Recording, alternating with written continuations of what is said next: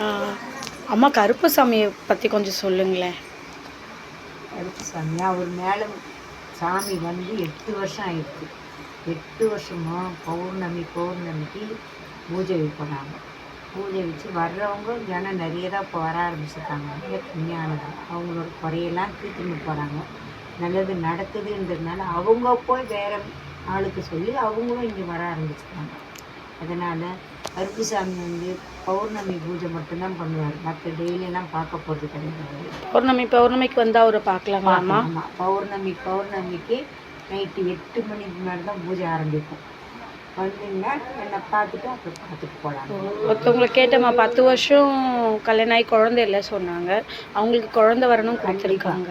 கண்டிப்பாக அந்த மாதிரி குழந்தை இல்லைன்னு வந்தவங்களுக்கும் அவர் மூலிமா கனி சாப்பிட்டு குழந்தையும் உருவாகியிருக்கு. இப்போவும் இன்றைக்கும் பூஜையில் வந்து 2 பேர் குழந்தை இல்லைன்னு வந்துட்டு போய் கனி சாப்பிட்டுட்டு இருக்காங்க. இப்போ ஆடி பௌர்ணமி வந்து அவருக்கு விசேஷமான நாள். அன்றைக்கி ரொம்ப உக்குரத்தோடு இருப்பார்.